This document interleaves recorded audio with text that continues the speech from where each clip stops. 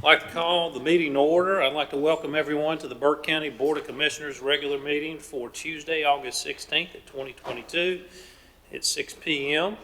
Madam Clerk, we have all 5 commissioners, Abley, Taylor, myself, Britt, and Carr as well in attendance. We got our county finance officer, Ms. Margaret Pierce. We got our county manager, Mr. Simpson. We got our county manager, Mr. Steen.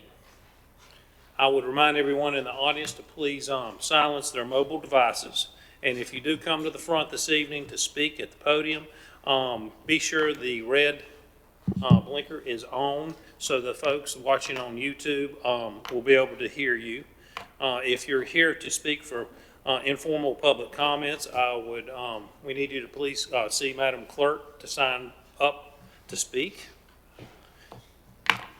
And that being said, we'll begin with our invocation. I'm going to ask our good friend, Pastor David Bridges, to lead us in our invocation, and then I will ask you to please remain standing as well while our county attorney leads us in our Pledge of Allegiance. Pastor? Let's pray together.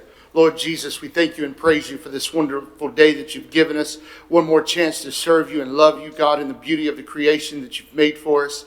Tonight, God, in this meeting, we pray that you would have your perfect will and way for our city and our county, God. We pray that you would keep everyone's attitude in check, Lord, in all things, in every word and deed that's done. Let us bring glory and honor to your name. For, Lord, it's all about you. We give you glory and honor and praise tonight. In the wonderful name of Jesus Christ, we pray. Amen. Amen. I pledge allegiance to the flag of the United States of America and to the republic for which it stands, one nation, under God, indivisible, with liberty and justice for all. Thank y'all. Thank you, Pastor. Thank you, JR. Gentlemen, that'll move us on to item number 4, approval of the agenda. There is a motion, ask for a motion to approve the agenda as amended with the inclusion of additional meeting minutes from the March 16th recess meeting. So moved, Mr. Chairman. Thank you, Commissioner Abley. All those in favor signify with uplifted hand. Those against? Opposed? Opposed? Added after the 50. That is 4-1. Commissioner Taylor is opposed. Moving on to item number 5, approval of meeting minutes. Gentlemen, you've had a time to review the minutes. What is the pleasure of the board? Mr. Chairman, I'll make the motion that be approved as written. We have a motion to approve the minutes. Gentlemen, all those in favor signify with uplifted hand. Madam Clerk, that is 5-0. That gets us to presentations. Item number 1, Pet of the Month, presented by Caitlin Suttermeyer, Animal Services Director. Got a good-looking dog that was getting a lot of attention before the meeting, and with an interesting name. We do. This is Fiji. Fiji came to us with 4 other dogs, and their names were Dasani, LaCroix, named after a few different kinds of water. So he is the Fiji water bottle. And he's probably my favorite. He is absolutely amazing. So Fiji is our dog of the month, and he is looking for his forever home. So for anybody who has loved on Fiji and fell in love, he is available at Animal Services. He is a very laid-back dog, loves hanging out with a family. He gets along well with other dogs. Small children are not his favorite. He is currently in a foster with a small child who knows dogs. He does well with him, but he does growl from time to time to let him know he's getting a little fed up with his shenanigans. So I would recommend that he go to a home with either older children, just so he can live out his glory days. He's probably about 6 to 8 years old. But he is neutered and he is ready to go. He walks great on a leash and he is house trained. So please come and adopt Fiji. He's been with us quite a while at Animal Services. We also, of course, we don't bring our cats up here, but we have a cat. His name is Leonard, and of course, Leonard got adopted today, but he was absolutely amazing. He's a beautiful cat, so if you are in the market for a cat, I do encourage you guys to come down to Animal Services and meet all of ours. We've got many to choose from. If anybody heard about our press release that we had not too long ago, we had taken in close to 600 animals since the beginning of June, which has been a lot. So please come and visit us if you're in the market to find an animal. I did include an operational change notice on here just so everybody can be aware that we are still operating in triage mode. Just due to the high volume of animals we have had to take in, we were unable to complete stray holds properly. So, and that is state law that we are required to do that. So we are having to triage everything that comes through our shelter. So the more animals that we can get out the door, the more animals in the community that we can help. So come down and see us, please. Fostering, adopting is always needed. And that is our next slide here is how you can get in touch with us and where to come and visit us. So if you guys have any questions, I will take those. Gentlemen, questions, comments from Caitlin? Aren't we having a sale? We are, due to the recent influx of animals, we are having a discounted adoption event this week. This is where our dogs are $40 and our cats are $10. So you cannot beat that bargain for a new best friend. So like I said, please, please, please come down and see us. So how many dogs do we have presently? I've lost count. I've lost count. At the shelter, we probably have close to about 20 right now. We've been adopting quite a few cats, and we have close to 30 in the shelter, which 2 weeks ago we were sitting at about 80, 85. So we've been adopting quite a few cats. Do you think you're getting a lot of these cats in because of the higher expense it is to feed an animal? I do think finances may have a small reason to do, but I think lack of spay neuter, especially during COVID, was a big reason why we're seeing a large influx of animals right now. People didn't have access to spay neuter for, year and a half. So I think that's another big reason, but I think finances, people are feeling that just a little bit. And we do offer a community pet food bank, so if anybody needs help with food or any other assistance, I encourage you just to come down and speak with us. We can see what ways we can help you keep your pets, because that's what our all-end goal is to keep pets with their people. It's really getting expensive. I paid $4 more for a 35-pound bag of dog food. It adds up. I feel ya. I have to feed mine too. So it's just, I wondered if that was being part of the reason for getting so many animals into the shelters. Yeah, I think finances have a little bit to play in it. Any other questions, comments, gentlemen? Peak season's about over, correct? I'm hoping. Okay. Historically, yeah, we're usually in the fall months, end of September, beginning of October, we tend to see a downward trend in intake. I think people are just not aware, you do that much money, $19 times, 12 months, gets to be a good bit of money, and people don't realize it till it just kind of slips up on them. Yeah, it does. Yeah. I think I want to start me a dog food business. What do you think? Thank you, sir. Mr. Taylor, any other questions or comments? If not, Caitlin, you and Fiji, please, somebody please adopt Fiji or adopt or foster any of the animals down there. Obviously, y'all have done a great job of getting these animals adopted and fostered during a challenging time. And Fiji just seems so sweet and laid back. He is. He's wonderful. So we are open till 7. So if you get through your item, come down and see us. Thank you, Caitlin. Thanks.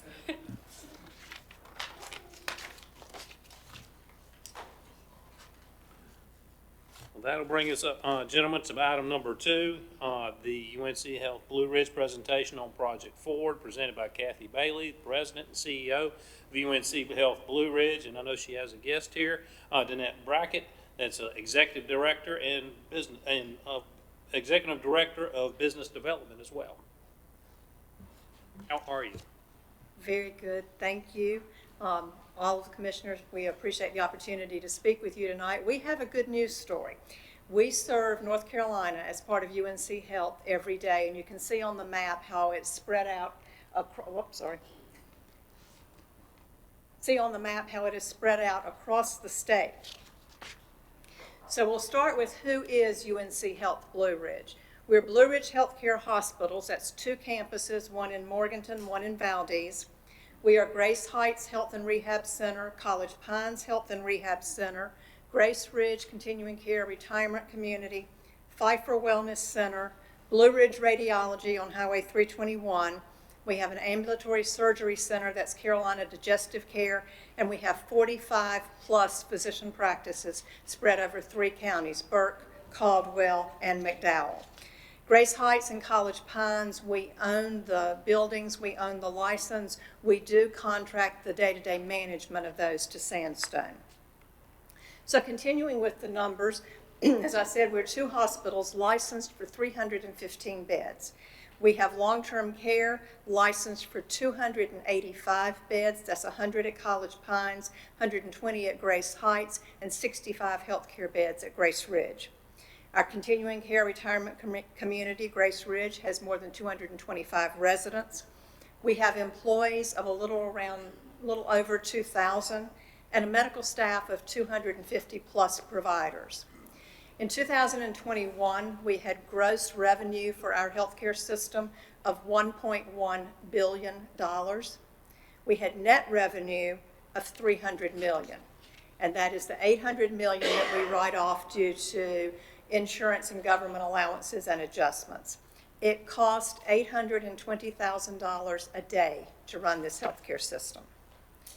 I get asked quite often, why did we transition away from Atrium to UNC? We were with Atrium since 1999. We were actually the first community healthcare system to affiliate with Atrium, then known as Carolina's Healthcare System. We had a management agreement. A lot of people think that they owned us, but we simply had a management agreement. But we had a very strong affiliation. We were on their IT platform for all of their clinical and their business applications. And in 2014, we changed our DBA to Carolina's Healthcare System Blue Ridge to show the strong affiliation. But within the last 5 years, we saw a change in the direction for Atrium. They had been focused on small community hospitals throughout the state. They had 14. When we exited them in October, they had 3 smaller facilities that remained. They had changed their focus to acquiring large systems throughout the Southeast. Their most recent acquisitions were 2 large healthcare systems in Georgia, and then a few months ago they announced a merger with Advocate Aurora Health in the Midwest. So their goal was to become one of the largest healthcare systems in the country. Not right or wrong. It's not saying that the direction they went was the wrong direction. It was just different, and it was not the direction that the board felt was appropriate for Blue Ridge. So they then transitioned to UNC. They started that October of 2021, and it's a management agreement. UNC Health does not own us. We adopted their brand, so therefore our DBA is UNC Health Blue Ridge, and we did that because the U.S. News and World Report in May of 21 actually said that UNC Health was the 2nd most trusted healthcare brand in the country, beat out only by Johns Hopkins. The other reason for this change was when we look at UNC, that NC part of that is never going to change. So the focus will remain on North Carolina. We don't have to worry about their focus going outside of the state and acquiring other large systems.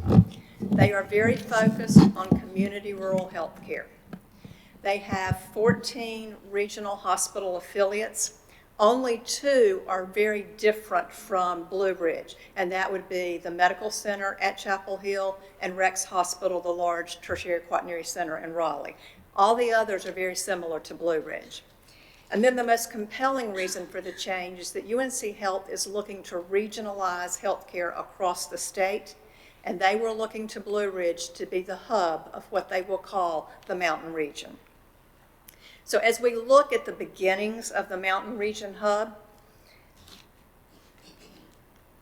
we will start to identify the specialties and subspecialties that we can provide here with the assistance of UNC Health so that we can start offering some tertiary level health care here in Burke County. Our goal is to be able to provide everything that's appropriate for us to provide and to keep patients as close to home as possible.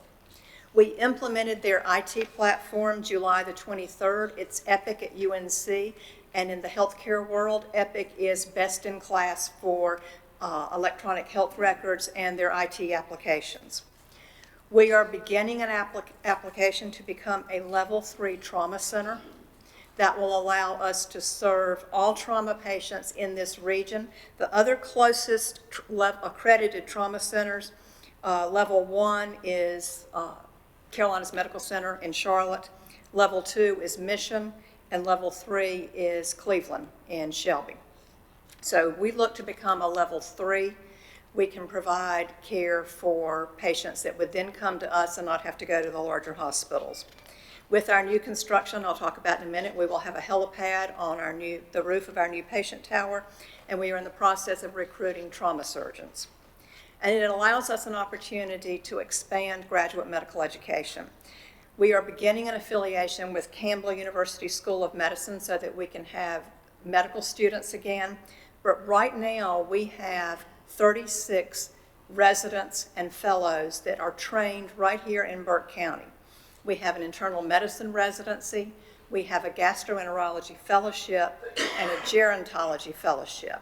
It has been shown through studies that residents usually will stay and practice within 100 miles of where they did their residency. So this is an opportunity for us to grow our own providers, keep them close to home, and right now we've got about a 20% retention rate of the residents that have been through our programs. Exciting news on both campuses. Valdez new construction project is a brand new cancer center. It'll be 34,000 square feet at a cost of $38.3 million. It'll have 2 new linear accelerators, 18 infusion chairs, 6 private infusion rooms, 12 exam pods, and then space for therapy and group sessions. We held the groundbreaking on May the 18th, 2022, and we'll be working with UNC Cancer as we move forward to bring other cancer services to this community and to implement clinical trials.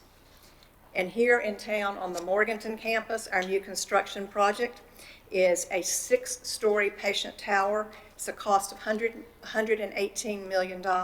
It'll be 227,000 square feet. Housed in it when it opens will be a 30-bed intensive care and progressive care unit. It'll have the rooftop helipad, which I talked about earlier.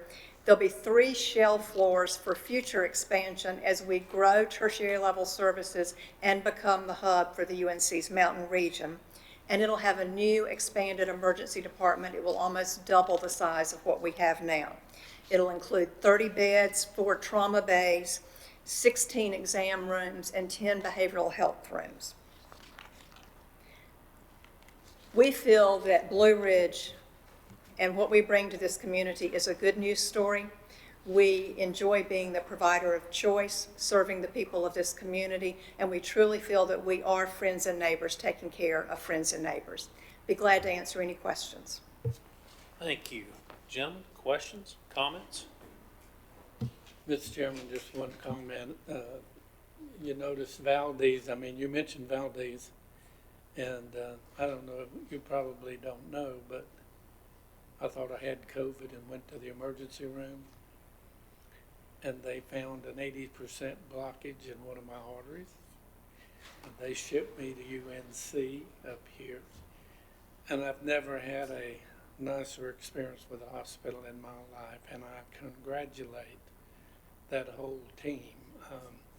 And that surgery, by the way, didn't hurt as bad as a mild toothache. So I guess you could say, and it was funny, I looked at my wife and I said, it's 7 short miles to the Valdez Emergency Center from my house. I said, wouldn't it be bad if I sit here and gave you and everybody else around me COVID, said, let's go see what's wrong with me.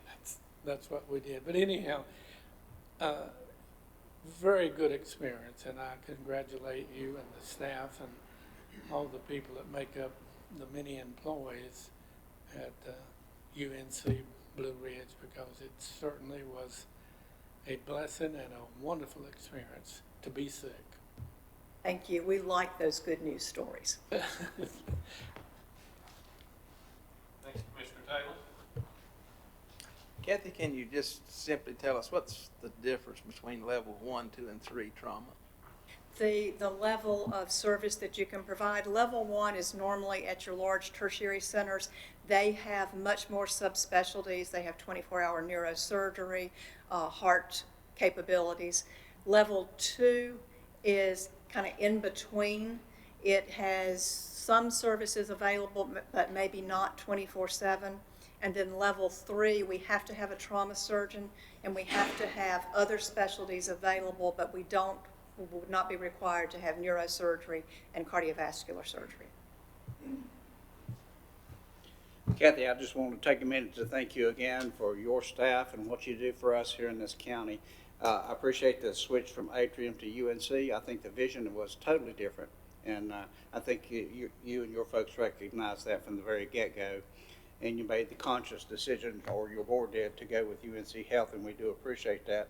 Feel like you've stepped into the real world of medicine. This is very, when you listen to everything that you're going to do in the future, a lot of money associated with that. You employ a lot of people here, and we do appreciate that. But again, your group that in the leadership role, we appreciate that, and I wanted you to know that. And working with Dr. Frank and your head nurses over there, it's just been a pleasure, and we do appreciate everything that you've done for Burke County. Thank you. We're happy to do it. Gentlemen, any other questions, comments? And I will say, Kathy, I just want to echo kind of what Johnny said. Y'all are our biggest private employer here in the county, and I'll speak when I talk with other counties our size. Really, I don't know of any other counties in the state, maybe I'm mistaken, that have the level of service and the commitment, and having 2 hospitals, campuses in a county of 90,000 with the level of care we have is rarely seen. And I could be wrong, but the folks I talk to, they're very envious. So we appreciate the investment you do, not only your business investment, but folks, they also give a tremendous amount of community support to our nonprofits and community outreach. So we really appreciate that too. Thank you. So thank you very much. Thank you. Well, gentlemen, you've heard the presentation. Do we have a motion to accept the report as presented? So moved, Mr. Chairman. Thank you, Commissioner Taylor. All those in favor signify with uplifted hand. Madam Clerk, that is 5-0. We'll move on to item number 3, Burke Recovery, proclamation declaring September as National Recovery Month in Burke County, presented by our friend Kim James, Executive Director. How are you? I'm good. How are you doing? It's nice to see all your faces today. So I'm always the one that shows up with the really depressing things to talk about. So I'm going to start with that, but I'm not going to finish with that. So I'm here today to ask the board to declare September. It is National Recovery Month. We would love for that to be declared as Burke County's Recovery Month as well.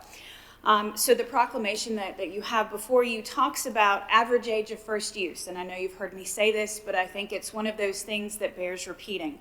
12 and a half years of age is average age of first use. We have 3rd graders that are violating the drug-free school policies. We have kindergartners that are engaging in high-risk behavior. And obviously we have middle school and high schoolers who are also engaging in that. So we're looking at a situation where prevention is absolutely required. Overdose rates from 2020 to 2021 went up over 18%. Fentanyl overdoses increased over 313%. 911 calls just referencing overdose went up almost 35%. And then heroin overdoses went up 23%. That's the depressing part, right? So now comes the idea, well, what are we going to do about it? We always want to address problems like this upstream. We are currently addressing them downstream. But the key to it is the entire stream, is to address it everywhere from prevention to intervention to treatment and then, of course, recovery. So the question is how? Well, substance use is a problem that affects all of us. The impact hits all of us. So therefore, the solution also needs to come from all of us. It requires collaboration. I'm not just here representing Burke Recovery today, which is a facility in the county, but I'm also representing the Burke Substance Abuse Network, which is a community coalition dedicated to addressing substance use. Recovery truly is a journey and not a destination. It requires continually putting one foot in front of the other, one effort in front of the other, and working every day to not just allow people to survive, but to allow them to actually thrive. That's why we're asking you today to declare not just September as Recovery Month, but to also declare Burke County as a recovery community. We would love to see that this is a wholesome effort that includes everybody. It's holistic. We are even hosting on September 24th a recovery rally. Last year, in the midst of COVID, we had over 600 people come out and express their desire for Burke County to be a recovery community. It's a beautiful thing to see everyone coming together to save our children, our brothers, our sisters. Everybody that overdoses is somebody's son or daughter. We don't want to see that happen anymore. We want to save sons and daughters today and tomorrow. So we're here asking that you will declare September National Recovery Month in Burke County. Thank you. Thank you, Kim. Gentlemen, comments? Mr. Chairman, if I might just offer one, I think most of us went to the North Carolina County Commissioners Association's meeting, and 3 of their sessions interacted with drugs of opioid, fentanyl, and all the other things. And some of this stuff is so shocking to me, it's just unreal. I never did want to do anything that hurt me when I was a kid.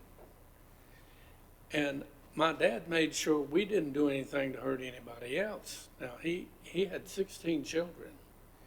And that old song, if the right one don't get you, the left one will, applied to our house. And to this date, this is not a brag, but to this date, unless somebody slipped an alcoholic beverage in my drink, I've never had as much as a beer. And I say that to say this, the training somewhere has to start before that temptation is so big that they react to it or respond to it.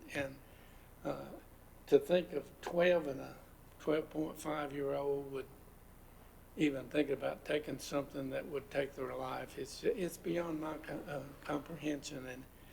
And I've got a solution, but nobody will follow it. But it's simple as this. Whatever the overdose load is, and let's say it's 4 pills for an example, you only get 3 pills. And if it's 1 a day, you don't come back till the 4th day, because we're not going to give you 3 when you got 1 on the last day and then give you 4. But, you know, I know that's daydreaming a little bit, but I'm just trying to say that it's phenomenal. And again, the money that taxpayers are spending on this, on overdose, is more than people could even think about, let alone try to understand. And somewhere we need to get a better handle on this than we do at the present.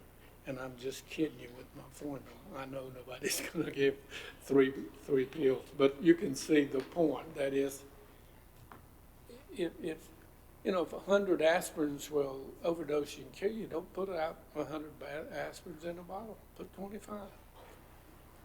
If only policy could save us, that would be great. But you never know. For you, it may be 3 pills. For Scott, it may be 1. For me, it may be 10. I mean, we all have different physiology. I would love if a formula would solve it. That would make my life so much easier and everybody else's.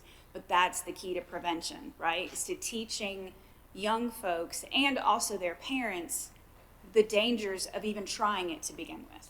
And understanding coping skills and life skills, and how can I deal with something instead of turning to a substance? How can I handle this moment in my life instead of taking a drink? How can I do those things? What alternatives do I have to pain medication? And making sure that we have those partnerships and that education available for people. Well, I always appreciate a little more of those people battling a battle that you just affected. You don't really win it, and I appreciate you. Thank you. Thank you, Commissioner Taylor. Any other questions or comments? All right. Kim, thank you. Thank you very much. Gentlemen, what's the pleasure of the board?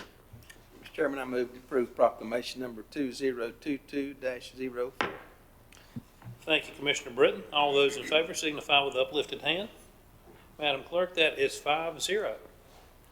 We'll move on to item number 4 under presentations. This is proclamation for inaugural Chamber of Commerce Literacy Week, presented by Tanya Stevenson, our Chamber President and CEO. How are you this evening? Long time no see. Long time no see. Jeff and I started our morning together and ended it today. Saw you at lunchtime, so busy day. Thank you, the Honorable Chairman, Commissioners, Manager, Clerk. We have a little joke about that from earlier today. Thank you so much for allowing the Chamber of Commerce to present to you tonight. We come to you asking you to declare the week of September 19th as the Burke County Chamber of Commerce inaugural Litter Sweep Week. We are so excited to have this new program in the Chamber of Commerce. Last fall, our Chamber of Commerce adopted a new program of work, and in it had this inaugural litter sweep. And we feel like, as a chamber, that it's a small part that we can play in helping to clean up our county with the help of everyone across the county, because we have so many visitors who come and visit us each and every week, and we get the pleasure of seeing them in the office. We have potential investors who come through this county, and a lot of times we don't know that they're here, that they're out looking at our community. And if we've got litter on the side of the street, it's not a good impression for these folks. And so we just want to play a small part in helping to clean up our county. The statewide litter sweeps are in the spring. We thought it'd be a great time for us to do it in the fall. So we are looking at September 19th. I am excited to announce our new partner is Republic Services, who's going to be our presenting investor for this event, and we are so thankful for their partnership and support of the event. I have with me also tonight Jenna Cole. She is our staff person for this event. She is on fire for it. I'm so excited to have her to be able to take this program and run with it, and I think that she'll do a great job, and we're looking forward to putting it on for our community. As countywide, we are asking people to think about teams that they could put together, Boy Scouts, youth groups, church groups, school groups, businesses, organizations, board of directors, civic groups, anybody who's got a group. We hope that they'll put their group together and come out and help us on September 19th, choose a location throughout the county and go out and pick up trash on the side of the street. We will be providing the supplies like the vests, the trash pickers, gloves, and bags. They just need to drop by the chamber, sign up, and we'll provide all that with them or for them. We are going to have a kickoff event a week or so ahead of time, and we'll have a celebration event a couple weeks after the event. At the celebration, we will be giving cash prizes to the team that picks up the most. We're actually going to give 3 cash prizes, first, second, and third place. So it's a little incentive to get out and pick up a lot of trash.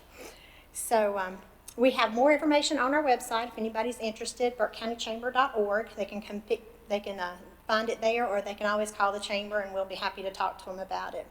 I want to say a special thank you to Brian, who's been so helpful with us, Kay and Mark and Alan. They've all been so willing to work with us and help us through this process, and our appreciation can't be said enough for them.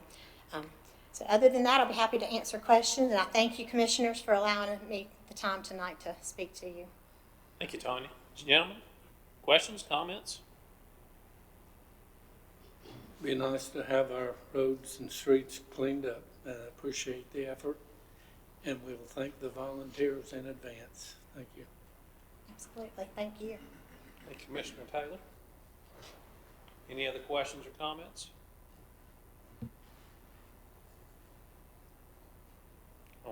I will say that, we've been saying this at the end of every commissioner meeting, please pick up trash, help your neighbors out. And it's, and Johnny mentioned this, I don't know, it was a meeting 6-8 months ago. You pick up 50 years ago in Burke, they had the same problem. It's never gone away. No matter how we attack it, it never seems to change. But I think it's fantastic that you're doing this. We've been talking about it. So anything we can do, and Jenna, thank you for leading the charge on that. I think it's fantastic. Any other questions, comments? I would just like to say, I was hearing you last year. I kept hearing that and picked up on it, and it's part of why we're doing this. I hope we'd make it the initial litter sweep year. Staff of the week, because that's about what it comes down to. Mr. Chairman, I make a motion to approve proclamation number 2022-05. Thank you, Commissioner Carswell. All those in favor signify with uplifted hand. That is 5-0, Madam Clerk. Tanya, thank you very much. Thank you for what your staff does as well. Thank y'all. Thank you, guys. We appreciate luck. you. Well, that'll move us to item number 5, EMS, recognition of receiving the American Heart Association Mission Lifeline EMS Gold Plus Award, which is fantastic, presented by Nicole Hudson, EMS Training and Operations. How are you? Good. How are you, Mr. Chairman, Commissioners, Mr. Manager? We're going to present to you this evening our 6th annual American Heart Association Mission Lifeline Gold Plus Award. For most of the information, I'm going to defer to Sergeant Buchanan. He's our AHA and STEMI coordinator. He's the liaison between our crews and the receiving hospital, so he has most of the information. Give me just a second. I have a prepared statement. I'll read that and then answer any questions you may have. Burke County EMS has received the American Heart Association Mission Lifeline Gold Plus achievement for its commitment to offering rapid, research-based care to those experiencing the most severe form of heart attack, ultimately saving lives. The Mission Lifeline Achievement Award is earned by agencies that demonstrate a commitment to treating patients according to up-to-date research-based practices as outlined by the American Heart Association. I want to recognize that this award is a true team effort. From the leadership of from Director Black to the volunteer first responders that assist us on the scenes. It takes all of us to provide this level of pre-hospital medical care to the citizens of Burke County. Director Black would like to specifically attribute this special recognition to an award to our highly trained staff, their ability to identify and appropriately manage cardiac emergencies, along with the teamwork displayed from our telecommunicators, first responders, paramedics, and hospital staff. We'd like to thank you for your commitment to us and for your continued investment in our EMS system. Any questions? Do you have any questions? Gentlemen, questions, comments? Boy, don't they look good in those sharp uniforms. Well, thank They you. do. We clean up okay. We get off the truck. We appreciate your hard work, and we appreciate you bringing this prestigious recognition to Burke County. Thank you very much. It's amazing what y'all do. I can get this year after year. It just spoils us. So, but it's a tremendous accomplishment. So, on behalf of the commissioners, just fantastic job. So I know that's a lot of hard work and training goes into it. Mr. Chairman, can I ask them a quick question? Sure. Cole, how long have you been with EMS here? 2010. Since Do 2010. you remember us ever winning an award like this before 2016?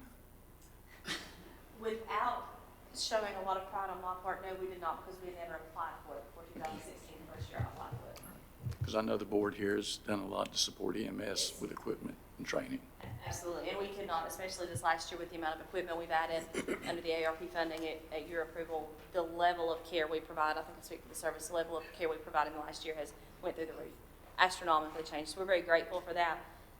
There's a lot of data and a lot of science, a lot of statistics that go behind this, but I hope nobody ever has a heart attack. I hope you never do. But if you need to have one at home or at Walmart or out in the community, Burke County is the place to do that.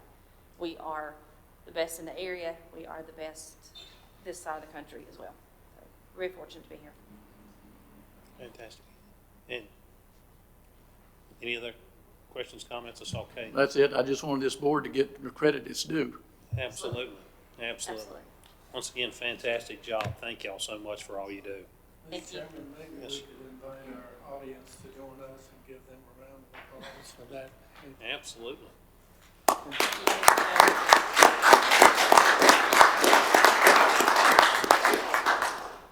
Thank y'all. Gentlemen, what's the pleasure of the board? We have a motion to recognize and congratulate the EMS department on this prestigious accomplishment. Absolutely. All right, thank you, Commissioner Britton. All those in favor signify with uplifted hand. That is 5-0, Madam Clerk. That'll move us on to item number 6, Community Development, presentation on the North Carolina Foothills Experience website, presented by Ellen Glines, our Deputy County Manager and Planning Director. Thank you, Chairman Mulvey. Thank you, Chairman Mulvey, Vice Chair Carswell, and Commissioners, members of the public and staff.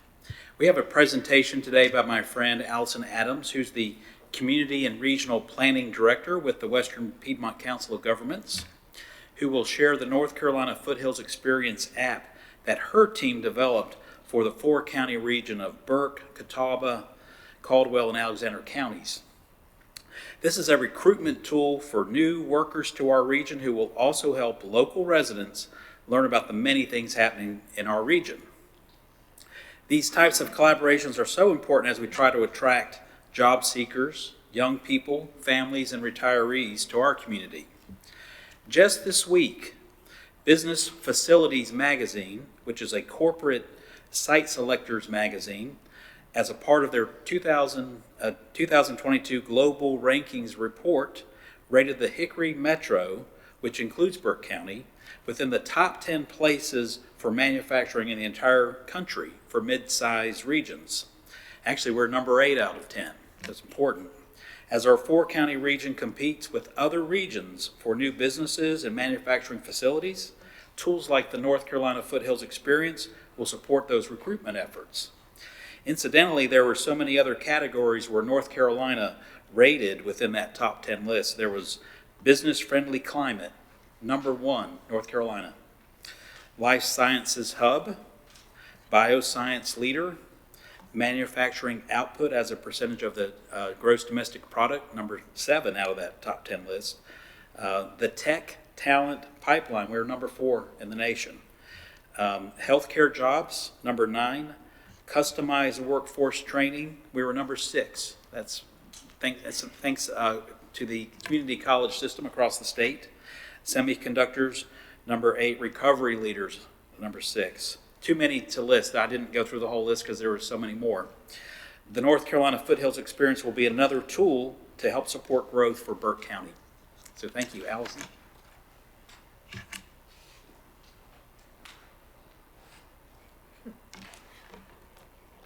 Make sure I don't trip and fall on my way up here. Good evening.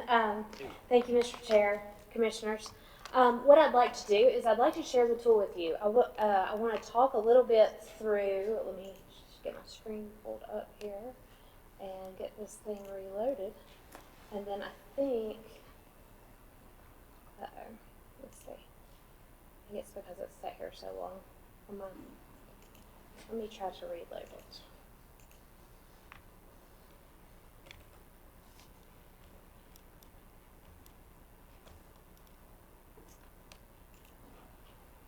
There we go. Okay. If I turn the sound on, is it going to cause a problem?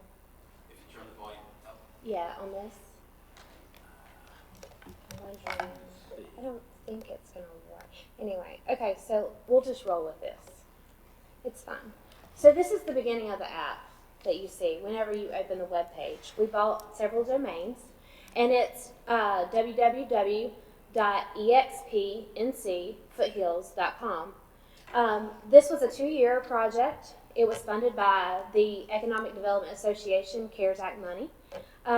As part of our SEDS at the COG, which is our Strategic Economic Development Strategies, this was one of the pieces that we were trying to focus on as a strategy and a goal. And that is to retain our workforce as well as attract new workforce, citizens, residents, and really showcase the quality of life that we have here in the 4-county region. So when you open the application, what you'll see is this splash screen right here. All of the drone footage that you see in this application was done by COG staff. We have 2 drone pilots. You will see flights from all over the region. We tried to really showcase that so that the viewer gets drawn in and gets excited. As you go down, so you scroll down, you will see our logo here. So the application, the website, as well as the logo was released on July 13th. And we had a really good turnout. We used Open Hearts Bakery to provide the food, CDG brands to provide the swag or the car logos and things like that. Miss Sarah Wirt is the designer of the logo. She did a fabulous job. We feel like it's a really good replication or representation of our region. And the name NC Foothills Experience was really thought over because there's several terms that have been used throughout time about our four-county region. The Unifor, the Hickory Metro, and I think there's a few others.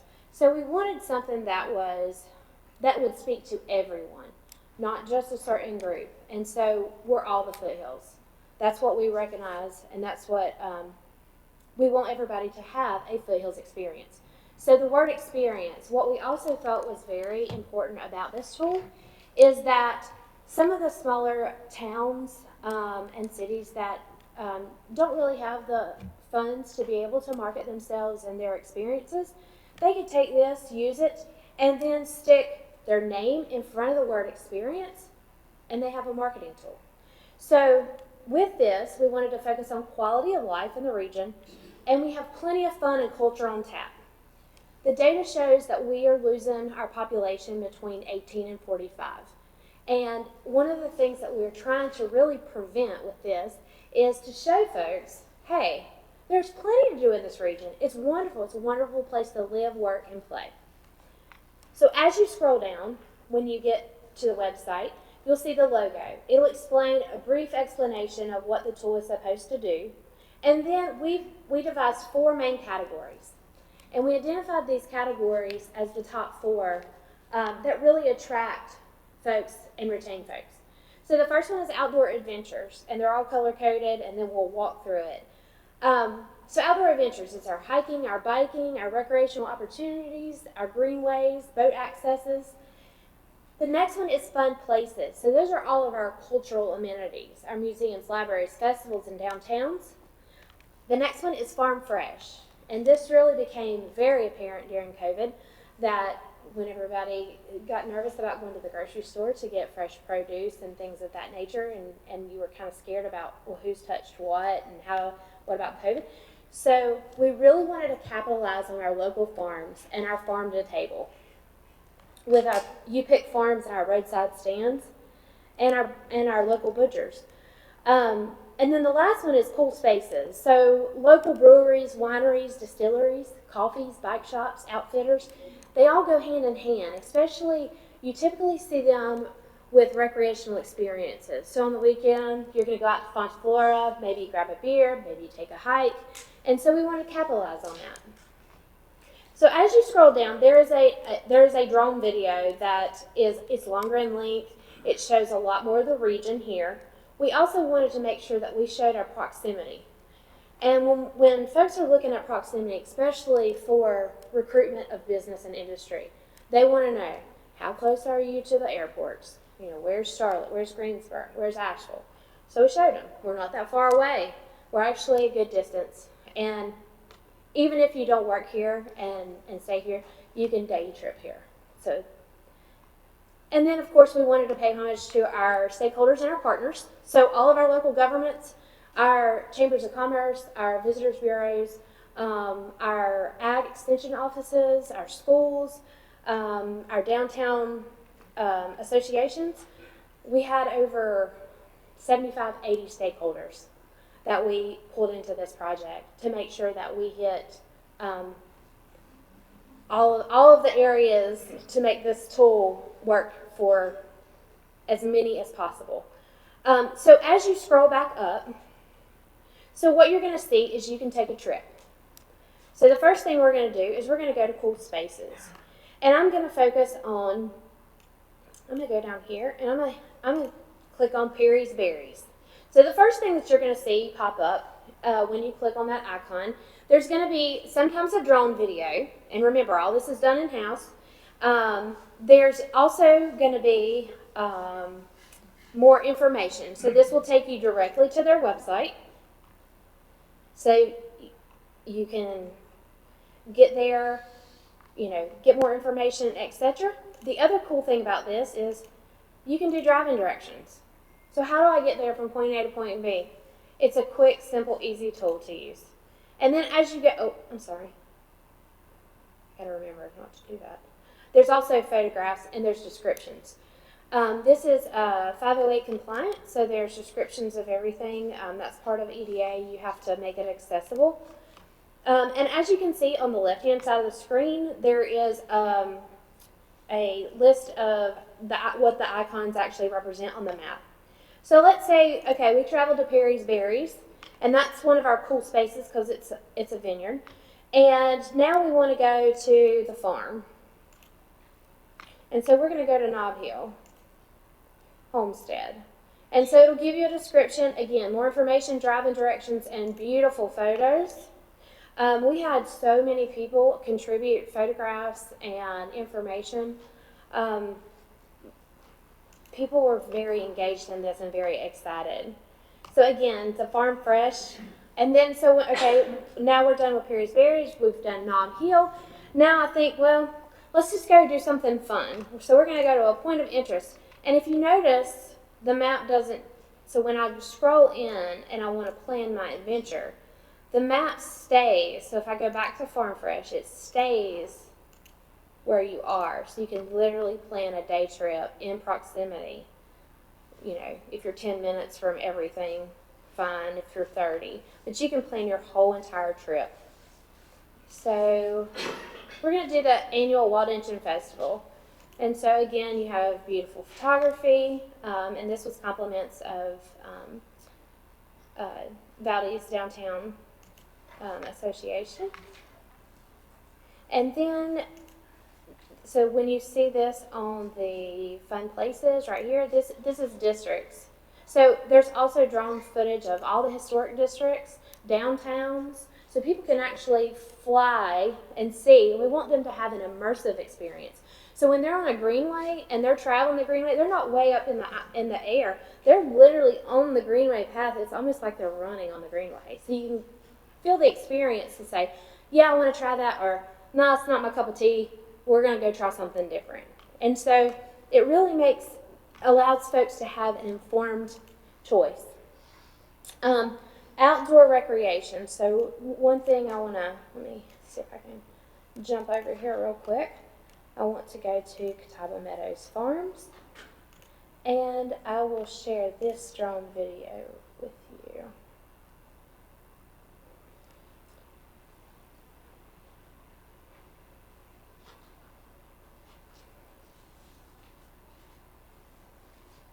So this is what I was talking about being immersed in the trail and the experience. This is what you're going to experience when you're up there and you're actually doing the Sky Bridge. And it shows you, what the park has to offer. The good thing about this is that each of these opens up in a separate tab, so you don't have to keep hitting the back button. So I will finish up by saying that we really appreciate all of our stakeholders.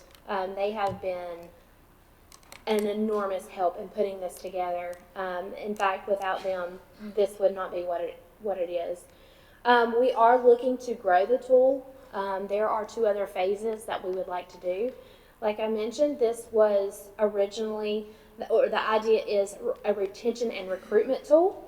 And I've already been working with Tanya with the chamber and getting hooked in with the human resource directors in the area so that they can utilize this as a marketing piece. They can send the logo and the link, and they're trying to recruit somebody, then they'll be able to check out what the area is like, especially if they're recruiting from far away. Sometimes it makes it a little bit more difficult. The other phase, or phase 3, I'd like to call it, is our educational tool. And so I'd like to see this become part of maybe our curriculum as well as parent-child education. So we need to retain our youth. Our 18 to 45s are leaving. So if we start early and we educate our children about what there is to do, there's plenty to do, then hopefully we can retain those children, as well as, even if they go off to college, they'll come back and they'll realize, well, you know what, home wasn't so bad. I thought there wasn't anything to do, but really there's all this to do. And so they have that epiphany early. So that is it, and I will take any questions from the board. Pretty amazing project. Wow. Thank you, Allison. Gentlemen, comments? Questions? May I say one more thing? Because I forgot to Please. give credit where credit was due, and I don't like that. So we had a 4-person team with this. Duncan Kavanaugh was our drone pilot. He worked endless hours. Avery Ritchie did our photography as well as all of our write-ups. And then Todd Stroop, who's no longer with the COG, but he was our GIS analyst, and he's the one that actually put the tool together and tied it all together. I'm just the voice in the marketing. They did all the work. They're fabulous, and with them and stakeholders, it wouldn't be what it is. So they've done a great job. Thank you. Questions, comments? Allison, you probably already said that, and I just missed it. If somebody inquires, how do I find out about your county and tourism, etc., how do we access that once again? Sure. There is a website. We have several different domains, but our primary one is www.expncfoothills.com. And what we'd like to do as far as the marketing piece is each one of our stakeholders is for them to locate on their website our logo with the link so that it's a cyclical marketing tool so that they can go to Burke County's website, they can click on the link, they can use the tool, and then it draws them right back to Burke County and all the things they have to offer. So that's what we're asking of our stakeholders. I forgot to mention that. Thank you. Very good presentation. Thank you. Thank you. Gentlemen, any other questions or comments? Allison, how long did it take y'all to compile this, to get this from idea to fruition? You may have said, but This was a 2-year project.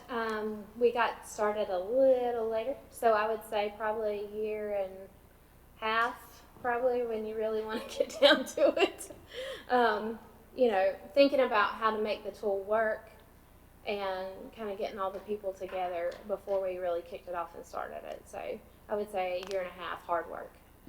it's a lot of content in a year and a half, so congratulations to you and all your team. Fantastic. We're also open to suggestions. So if anybody has suggestions, feedback, no feedback's bad feedback. We can, even if it's bad, we'll take it and we'll make something positive out of it. So we welcome that. Thank you. Any other comments, gentlemen? All right. Allison, thank you so much. Alan, thank you. Gentlemen, do we have a motion to accept the report as presented? So moved. Thank you, Commissioner Britton. All those in favor signify with uplifted hand. Madam Clerk, that is 5-0. We'll move on to item number 7 under presentations, Community Development, Watermill Access Area, Project Update. This will be presented by Shane Prisby, our Operations Manager. Shane, how are you, sir? I'm doing well, Mr. Chairman. And members of the board, thank you all very much for having me here. I am quite excited to bring you all an update on the Watermill Access Update Project. So this project really began for Burke County in 2017 with the signing of a memorandum of agreement with Duke Energy to take on their responsibilities for this project from the comprehensive relicensing agreement for the Catawba Water Rehydro System. So the long discussed approval process for that document culminated in a series of recreation projects throughout North Carolina and South Carolina. And some of those projects were taken on by local governments, municipalities, other entities. And this is one that the county thought that we could do really well. There's a lot of issues with the current access as it was, the state that it was in needed a lot of attention to bring it up to the standard that we really felt it should be at. And it became pretty clear through the process that that original funding of a little over $70,000 wasn't really enough to do all of the things that we felt really needed to be done at this property. So we looked into a few different opportunities for grants, attempted that several times. That did not pan out, but we did increase the funding a little bit and looked around for other opportunities that we could move this project forward in the way that we felt it really needed to be. that led us to working with the Wildlife Resource Commission, partnering with them, with their experience, to really address the issues that you can see here. Let's start by the access road itself that comes right off of Watermill Glen Alpine Road. Steep, rutted, hard to use, harder if you had a boat trailer, hard to get back out of, wet, muddy, just really a number of issues from not only a user side of that, but really a maintenance side for the county. This was an expensive site to maintain, but a critical access for users of the river. It really is the midway point between Lake James and Morganton. So it's a critical access. It's a very small area that we can work with, but it just had a lot of issues. It was actually encroaching on somebody else's property. It had spread out. There were just drainage issues. And the boat ramp itself had a slight turn in it, and then suddenly went down into the lake, or into the river really quickly. And as you can see, didn't always quite make the river. So depending on when you're getting out there, the ramp kind of stopped right before you really needed it. Not only a challenge to put in, but a big challenge to pull out if you're coming down the river, trying to hit that spot and get out before you're on your way into Morganton for the rest of the day. So we looked at all of the issues. We looked at all of the things that we wanted, and one of the big ones is straightening out the ramp, giving it a consistent grade. Same thing with the road.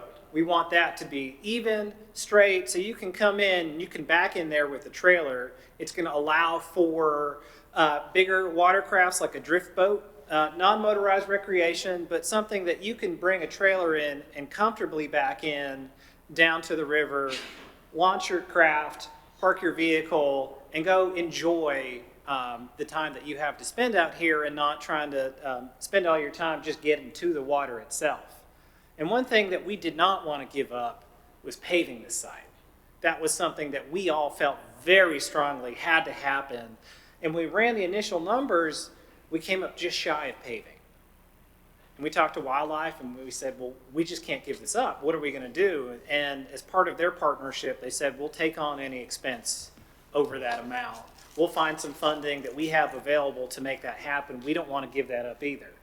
So that allowed us to move from that original site to this concept plan that addresses all of these issues. It gives us a consistent 10% grade down to the road, sheds water, upgrade the drainage so we don't have mud puddles anymore, get the site entirely on Burke County property, and make the ramp usable, friendly to use, identify parking areas, and really just change this into something that everyone is really proud of and really glad to use.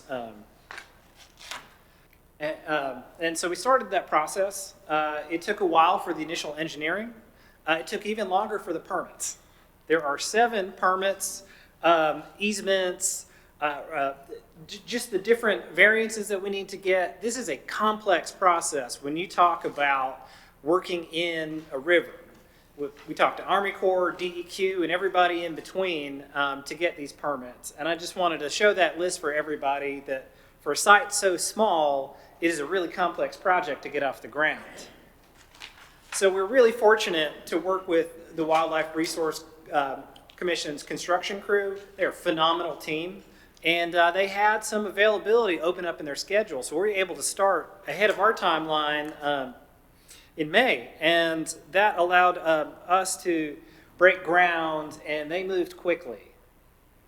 They got the ramp out, they took everything out, they scraped the site, they got it ready for the first big step, which was the construction of the boat ramp itself. And there's a couple different ways that you can build a boat ramp, but the way that they're most familiar with and is really cost effective is essentially they cast it in place. As you can see, they prep it, they cast it in place, and then they push it into the river with a bulldozer, which is an incredibly complex feat to do, a very, very technical skill, and really amazing to see. And as you can see, that suddenly you have a boat launch that's deep into the river. So they form that, they push it in 20, 30 feet, and now our boat launch is in the water, where before that boat launch was always hanging out. So that was really the critical operation. Once we got that in place, we're able to pour the rest of the ramp, and suddenly you can see the site taking shape. You can see we brought this bank back, and this side too, to widen it out, give you better views, give you more stable bank. The grass grew prolifically, which sometimes is a challenge, and then this side, really not an issue. You can see that we've rip-wrapped it, so that affects drainage. The drainage actually goes away from the ramp to minimize the amount of erosion, and just improve the overall stability of the site. So from there, in early June, we got the ramp poured in place, and by the end of June, the site had been regraded, regraveled, and we were ready for paving. So this crew, again, this is what they do. They work in sites all across the state, and they are efficient, fast, and they do a phenomenal job. So this is as we're getting ready for the paving in July, marking out the sites. You can see that we've already installed the railing system, the signage. It's really starting to look like the boat launch that I think the citizens of Burke County want, need, and deserve. So this was right after paving. As you can see, suddenly we have a big access area, a wide turn, so you can enter into the site or leave with a trailer and get up to speed to meet traffic. We've got great sight lines on the road, so you don't have to worry about pulling into traffic. Like some other boat launches in the area, you can see well ahead, get up to speed comfortably and safely. And now here's a quick before and after of what the site looked like. And I think it's hard to tell from the pictures when they look nice, but I think this does a lot of justice. You can see the mud hole that is gone now. The site's cleaned up. We removed the center light pole. We're relocating those to the side. We're going to get better lighting and less obstruction for users. You can see the major difference in the ramp and its usability increased just from this picture alone. And you can see how that road is now a nice, even grade, easy access into the site, and something that people have already begun using. It's totally transformed. It's really hard to understate how different it is. And since we've been able to do a soft opening here in August, the next day we got the striping in, we got the signs in, somebody was down there fly fishing. It's exactly what we want to see. That is exactly what this access is for. There were cars parked. There's overflow area if the spaces fill up. Up at the top, we can fit additional cars with canoes and kayaks, rooftop. So we have some flex space within the narrow parameters that we have to work with. But it's just a much more usable site. It's much friendlier to enter in. It looks beautiful. The access has been greatly improved. And really, at this point, we have the soft opening. People have already figured it out. They've been emailing me about it. Are we ready to go? Can I get out there? I want to paddle this weekend. They're excited about it. They're out there using it today. And really, the only thing we have left is to talk about a ribbon cutting, if that's all what you wish to move forward on. And really just acknowledging the partnerships that went into making this project happen. I can't say enough about Duke Energy. They've been great partners on this and many other projects that we have. And agreeing to fund this in the beginning allowed us to get to where we are today. And the Wildlife Resources crew, not only the construction crew, but the engineering team and the agency as a whole, they have been just tremendous partners through all of this to bring this to the citizens of North Carolina and Burke County and to our region. So I'm really happy to present this to you all as a completed project. I'm really proud of the work that we've all done together, and I'm happy to answer any questions that you may have about this. Shane, thank you. Gentlemen, comments? I think we ought to have our next meeting out there, don't you? If it feels like this, yeah, we can have the next meeting out there. If it's a typical August day, maybe not so much. Really nice. Well, it's been a long time coming, and so I already had some of the neighbors, one of them mentioned to me yesterday, he, in that neighborhood around the corner, he walks down there, he said, man, who did that? That's fantastic. He was going on and on and on. Never thought it was Burke County, by the way. I'm like, hey, dude. So he goes down there to fish. So it was It's much needed, because Jeff, I think you just went out there here recently, and it looks fantastic. One question though, because my brother was out catching a bunch of trout 2 weeks ago, and he and his buddy at the time got away from us and went back to get his car, and the gate was locked. So thankfully he didn't call me. But anyway, is the gate locked at a certain time? I don't believe we're locking it at this point. Okay. I'll communicate with Parks and Recreation about that. I assume it's probably going to stay open once we get lighting in there and all that. Yeah. Okay. That'll be the long-term plan. That lighting will be LED. We'll have 2 poles, so it'll illuminate all the corners. One of the things with getting the site back into entirely within our property boundaries gets away from any secluded areas, so it really does bring everybody into areas that will be well lit, and I think it will be cleaner and we'll have less issues overall. Perfect. Any other questions, comments, gentlemen? Shane, thank you. Thank you all very much. Awesome job. Gentlemen, do we have a motion to accept the report as presented? So moved. Thank you, Commissioner Abley. All those in favor signify with uplifted hand. That is 5-0, Madam Clerk. We've got one last presentation. This is Western Piedmont Council of Governments, our friends from there. Presentation on recruitment process for new county manager. This will be presented by Anthony Starr, the director. And Ashley Bolick, is Ashley here as well? Ashley's not here, just Okay. me, sorry. It's okay. Thanks, Commissioners, for the opportunity to come speak to you this evening. I'm pleased to talk to you about what is probably the most important decision that you as a board makes, and that is hiring your next county manager as Mr. Steen retires later this year, and I know he gets a smile on his face every time somebody mentions it at this point probably, but we're sad to see him go, and you've benefited from his good leadership the last few years, and hopefully we can assist you in the process to select a capable successor.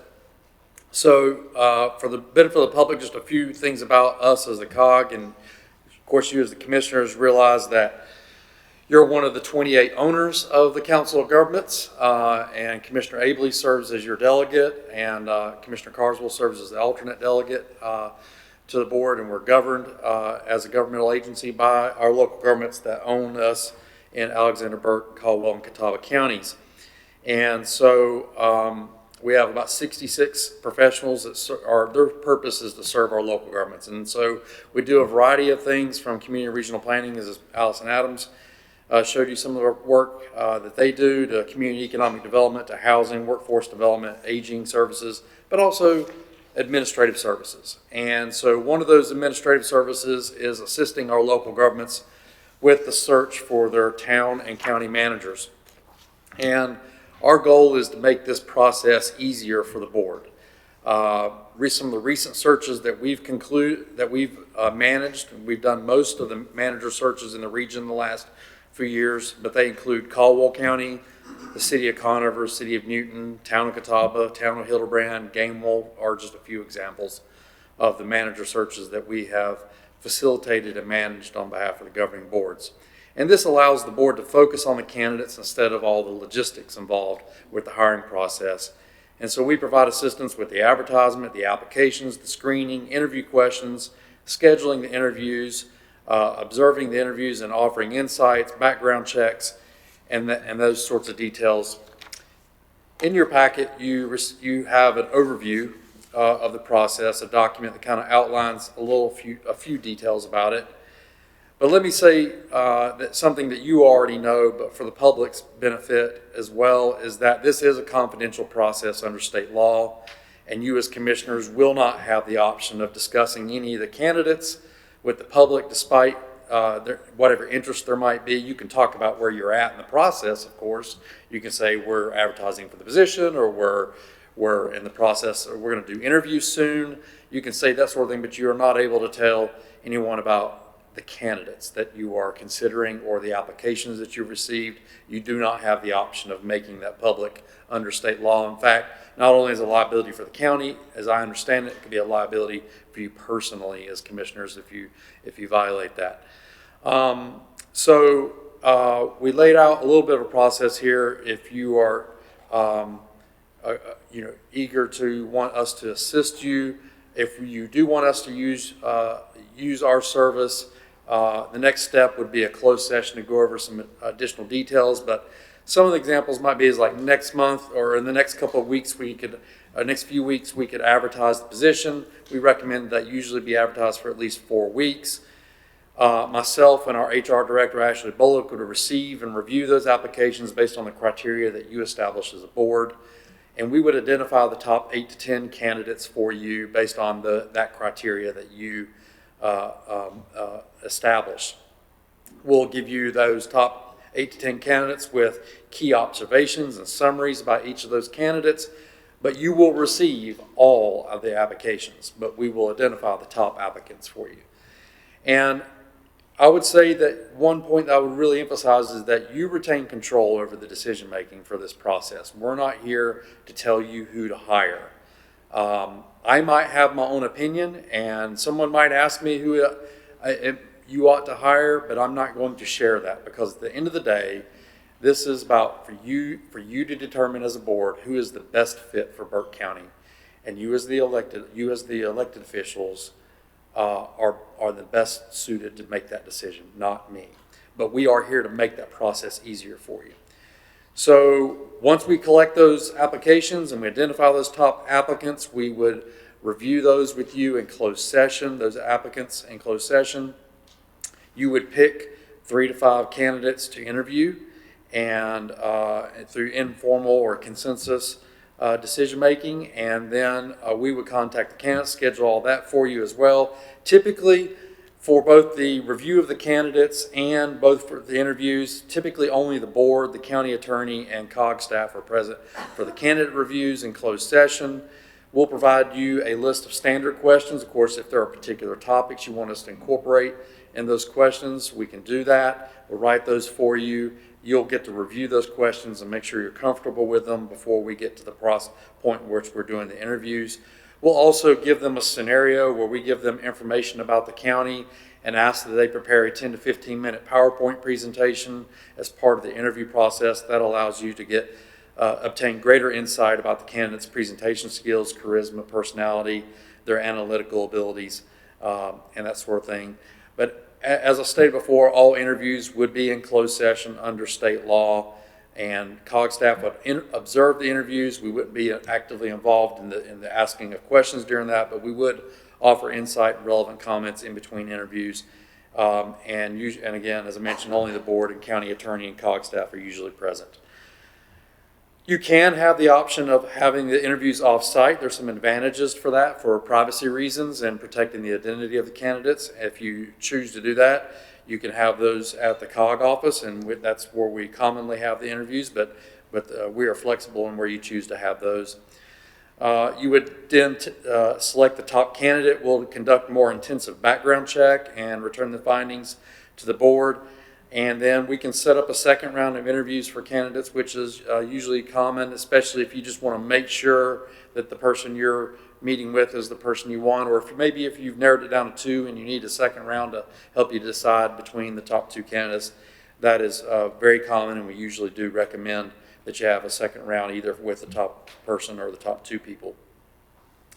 The board determines your top, as I mentioned before, your top candidate, and you negotiate the terms of employment. We don't assist directly in the negotiation phase. And what we normally recommend is, well, let me back up. I will facilitate you as a board coming to what your range of terms you are comfortable with and what you might offer to the successful candidate. And I can give you examples of employment agreements. I'm sure you already have some examples. I can give you some of the norms of some of those terms. But at the end of the day, what I usually recommend is that your board chair and your county attorney lead the negotiations on behalf of the board when you get to that place. And of course, we can assist the manager in the transition and serve as a resource for insight and advice as they get situated and move into that. So if you start in the next few weeks, there was an outline of a schedule there. That was just a sample schedule. It's not necessarily anything you're locked into. And you can start right away. if you use us, or you can wait a while. That's entirely up to you about the timing, and I can help you sketch out the impacts of that. If you start in the next few weeks, then you would be positioned to be able to have the new person begin work in early January. Otherwise, if you wait, a couple more months or so, there's some thoughts about that, but it would mean you probably would have to appoint someone as an interim manager unless Mr. Steen stayed over for a little bit. So be glad to answer any questions you have. Thanks for the opportunity to talk to you a little bit about our service. Thank you, Anthony. Gentlemen, you've heard the presentation. Questions, comments? Mr. Chairman, I do have a question. Anthony, Wayne and I did not refile for county commissioners. Yes, sir. So our term ends the 30th. Yes. So in my mind, if we need to back this process up, that we do this last step, which you got early December, before the end of November. Now, if they won't, if that's not workable, Wayne will just disappear. So, but I just wondered if that was thought about as a question. Yeah, I think because new commissioners coming on won't have the background information to study and the interviews, et cetera, to make the wisest decision on the behalf of the citizens of Burke County. I think that is a decision for you as a board to collectively decide about the timing of that. We can work with you on whatever schedule you decide. Certainly, there's the informal and confidential portion of the process, which includes the interviews. And then there's the formal process, which when you go to actually appoint the manager, that has to occur in open session. And it's up to you about the timing of that in terms of whether that occurs before the new board is seated or with the existing board, but that is for you as a board to collectively decide. Duly noted, sir. Gentlemen, any other questions, comments? You've had an opportunity to read the materials. Anthony, thank you so much. Thank you. Well, gentlemen, that gets us to the end of presentations, which we had a lot of information on our presentations. The next item is scheduled public hearings. We have none, so we'll move on to item number 8, informal public comments. I would ask each speaker that comes to the front to make sure the red light is on and that you stick to the 3-minute time limit. And I'll ask Madam Clerk at this point, do we have anybody signed up to speak? We sure do, Mr. Chairman. We have, I have 3 members that have pre-registered. Reverend Tommy Carpenter.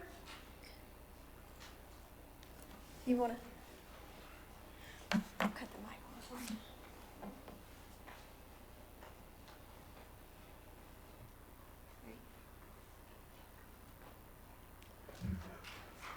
Good evening. Evening. I noticed that from sitting in my chair, I noticed that there's a sign that says, "In God We Trust." My mind began to search back. And I remember in the commandments it says something about, "Thou shalt have no other God before me." And as I began to think about that for a moment, I wonder, have we made a God out of the monument? Some folks say it's heritage, but when you put your life on the line for something that is made of clay, stone, or metal, the Bible says that you worship something that has eyes and cannot see, ears and cannot hear, feet and cannot walk, hands and cannot touch.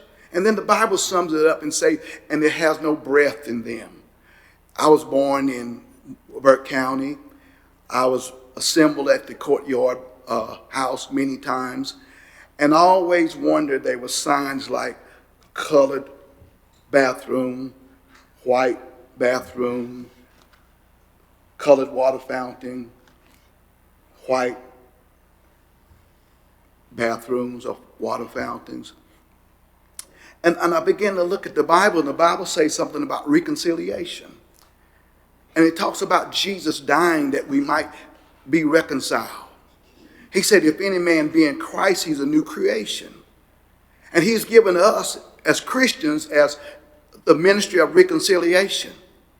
I'm wondering, I don't doubt people's salvation, but we can be reconciled with Christ and not be reconciled with one another. And I believe that that we have so much trust in the monument that it has become a god. We would die for it, those of us that worship it. But would we stand up for Christ like we stand up for the monument? Would we get our guns out like they did a few months ago and stand for Jesus Christ the same way? Would we fly flags for him? I'm questioning that. I want to know what reconciliation looks like. Does it look like when I come up as a child that we went to the Mimosa Theater, we had to go to the left side up the stairs, the white were able, privileged to go downstairs? Is that reconciliation? What does it really look like? What does this monument really stand for? Does it stand for truth? Or is there any history involved in it? But my brothers this evening, I'm in favor of removing the monument because I think it stands for the wrong purpose. It can stand for the right purpose in another place. I'm not saying destroy it, but I'm just saying it's at a place where people worship it more than the Creator. God bless you. Thank you, Reverend. Miss Eloise Berry.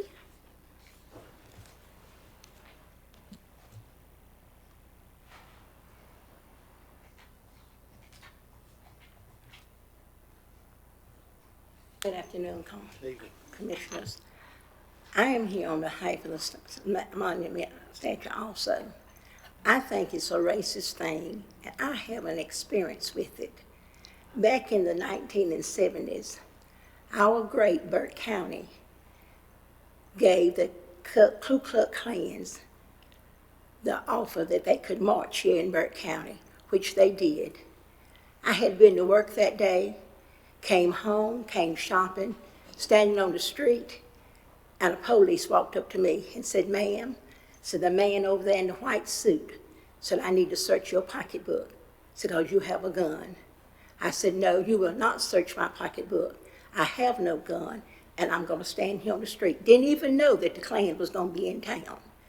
They started marching, so we joined in and marched behind them. We marched down to the street, to the old jail down there. While we were down there, the Grand Duke, whatever his name was, he hit me. I went to the clerk of court, to the magistrates, and asked about taking out a warrant or anything. They said, no, you cannot do that. It was probably a mistake.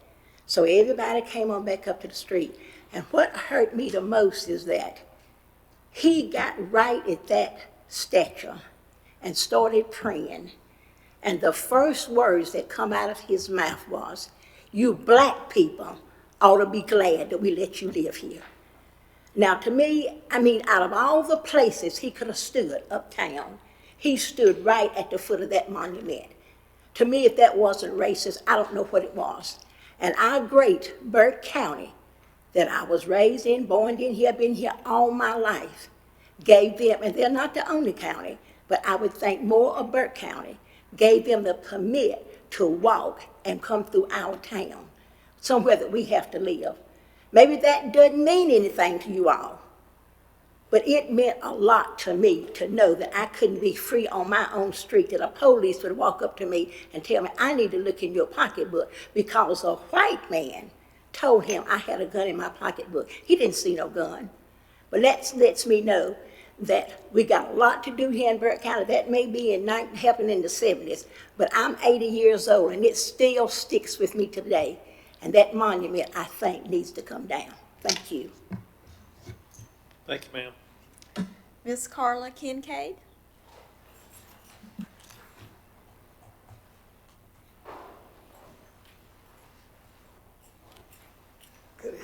Good evening. Carla Kincaid, resident of Burke County. I've been here several meetings. I'm gonna start out by saying, what I saw on the introduction for the, nice, introduction of our foothills, that we saw up there. It said quality of life is what everyone wants. In reference to, that. Then I want to say something else. I want to give us a little scenario of Steve or a statue. Imagine a comet is falling from the sky towards an innocent person. His name is Steve. If you do nothing, it will injure Steve so badly that he will suffer for decades before dying.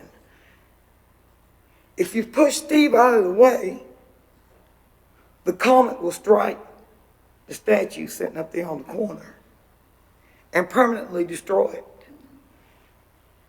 What should you do? It seems clear to me you should save Steve instead of the statue.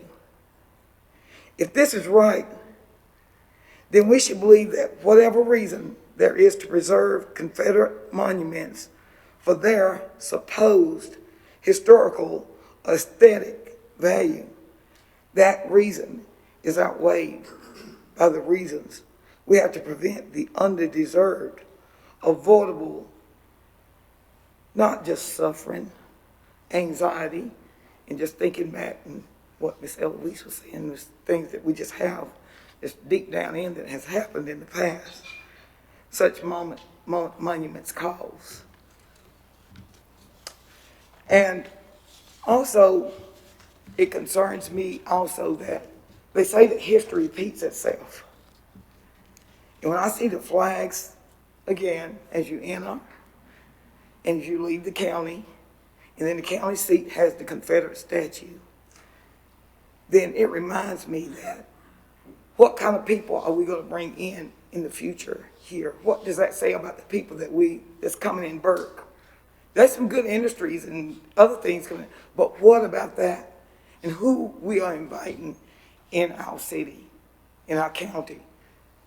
Do you not think that it distracts people who have that Confederate-minded attitude? And that's what I'm concerned about.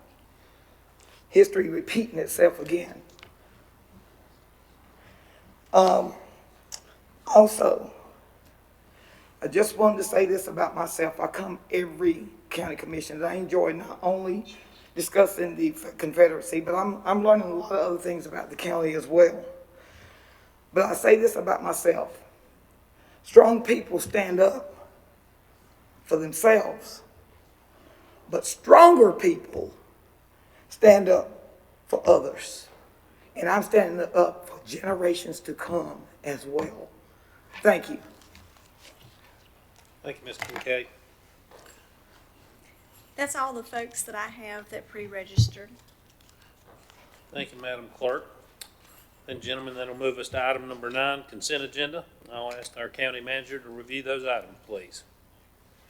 Thank you, Mr. Chairman. You have 4 items. Number 1, finance, HRC roof membrane replacement. Item 2, tax department, tax collection report for July of 2022. Item 3, tax department, release refund report for July 2022.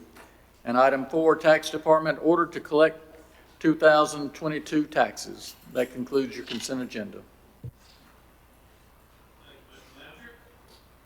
Gentlemen, what's the pleasure of the board? Make the motion, we approve all 4 items. Thank you. Thank you, Commissioner Taylor. All those in favor signify with uplifted hand. That is 5-0, Madam Clerk. That'll move us on to item number 10, items for decision. First being amendment to janitorial contract presented by our county manager, Mr. Steen. Thank you, Mr. Chairman. Members of the board, as you saw tonight, our animal services people are overwhelmed. And unfortunately, we did not add in the cleaning of that facility to help save them some time that they could commit towards the welfare of the animals that they have in their care. So we are coming back to amend the contract. Since the contract was such that the board had to approve the original contract, we felt it needed to approve this amendment. But the only thing that's changing is they're adding the space over at Animal Services. The amount of money for the contract if I'm correct, is the same as originally passed. Is that correct, Margaret? No, sir, it All right. increases the contract and funds are included in the budget All right, already. I'm sorry. Part is, the money is there. I'm sorry. Gentlemen, comments, questions? Mr. Chairman, I had one, that amount I believe was $500 or $500 and odd dollars. Is that correct a month?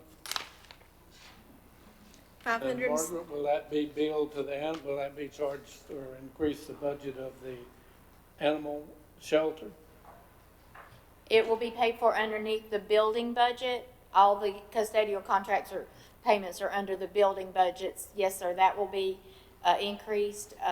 Mr. Delahunt was able to find funds in another department in his budget to cover the added expense. And the total amount is $6,000. I don't have the amount in front of me, but yes, sir, it was a little over $6,000, I believe, for the year. That's all, Mr. Chairman. Thank you. Any other questions, comments? If not, what's the pleasure of the board?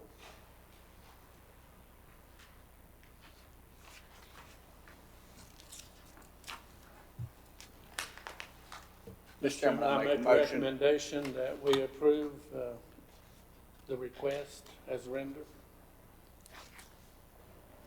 So the motion is to approve the amendment to the janitorial contract with Patton Cleaning Company Incorporated as presented and authorize the county manager to execute the amendment on behalf of the board. That's Commissioner Taylor's motion. All those in favor signify with uplifted hand. That is 5-0, Madam Clerk. Item number 2, Tax Department Collections Annual Settlement Report 2021/2022, presented by our friend John Bridgers, our tax administrator. John, how are you? Mr. Chairman and Commissioners, I'm doing well. Good, sir. I'm sorry. Good evening, Mr. Chairman. I'm doing well, and Commissioners, thank you for the opportunity to be here and present this information to you. The summary for the settlement for 2021-22 taxes is in several sections.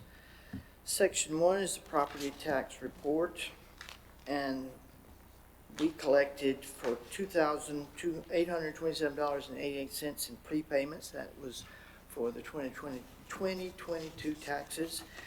For the 2021 taxes, we collected $45,631,064.44. Delinquent taxes collected that were owed from 1996 through 2020 was $760,034.25 for a total collected of $46,393,926.57. For the total taxes collected for the county only, you see the list there, advertising fee, garnishment, interest, and so forth. Total was $636,007.33.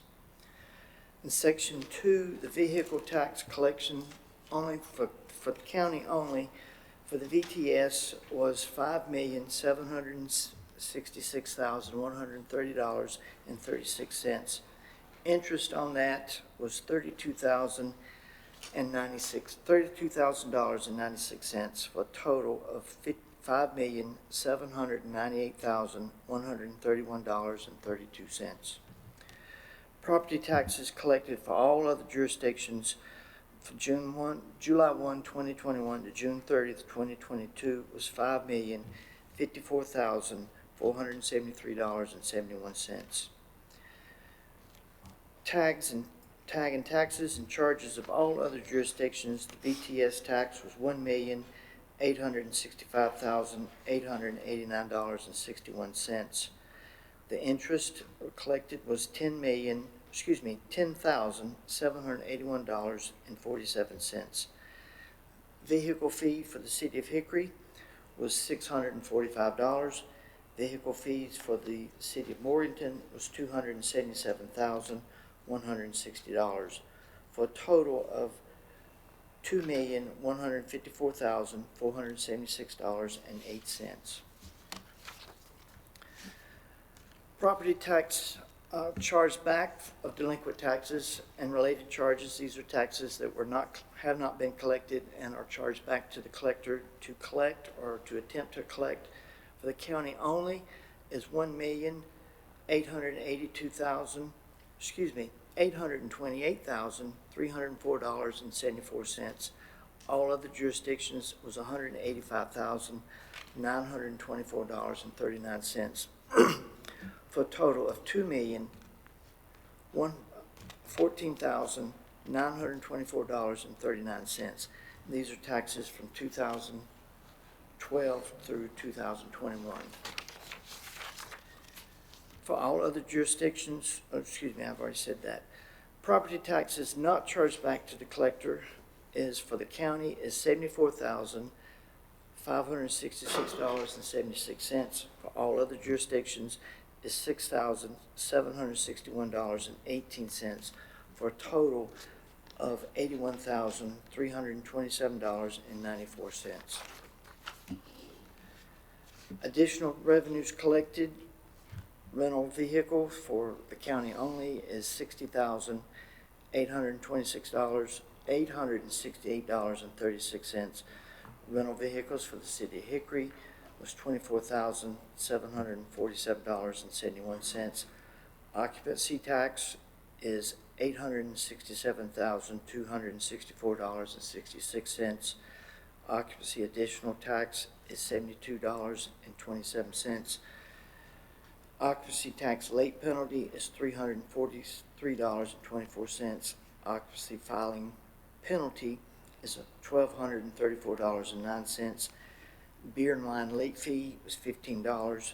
Beer and wine off-premises fees was $435. Beer and wine on off-premises was $1,500. Wine off-premises was $1,675.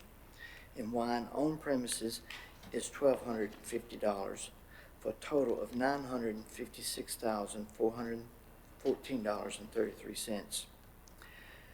The delinquent taxpayers report is the total taxes that are delinquent and from various sources: business, personal property, real estate, personal property, public utilities, etc. The total amount is $727,140.26. And the summary of enforced collection activity are this: debt set-off, bank attachment or garnishment, wage garnishment, and foreclosure. And I certify that we've made a diligent effort to collect these taxes and delinquent taxes through the remedies available to the tax office, and I respectfully submit this to you for your approval. Any questions, sir? John, thank you. Any questions, comments? Mr. Chairman, I had a question for the money, isn't that correct? And it disappeared off of my computer, I guess. I just couldn't find it. I won't say it disappeared, I'll say I couldn't find it. And I had called Margaret. But anyhow, I will try to look that up. I have tried and tried and tried to find that page. It originally was on page 263, but it's not there now. But Madam Clerk, I think that comes because I get started on Sunday and we add information on Monday. And this meeting, we added stuff Monday afternoon, which we're supposed to be on there 2 business days, and it changed the page numbers. And, you know, I've spent 2 hours trying to find those pages and I haven't found them yet. But anyhow, if I find it, I'll get in touch with you. That's the best way to live. I could very easily have made a transposition error or addition error, something, and it's certainly not my intent to pull the wool over your eyes. And if you do find it, please let me know and I'll look into it. Okay. I will contact you if I'm lucky enough to find it. Any other questions, comments? John, where in these numbers would the revenue collected from our tax attorney who works on these through the course of the year, he collects tax, where would that fall in here? Where would the numbers, I'm sorry, I didn't understand your question. Our tax attorney that's working on past due taxes, They would be in the delinquent, they're not set out anywhere. They're in those delinquent taxes that are collected. Would be in the,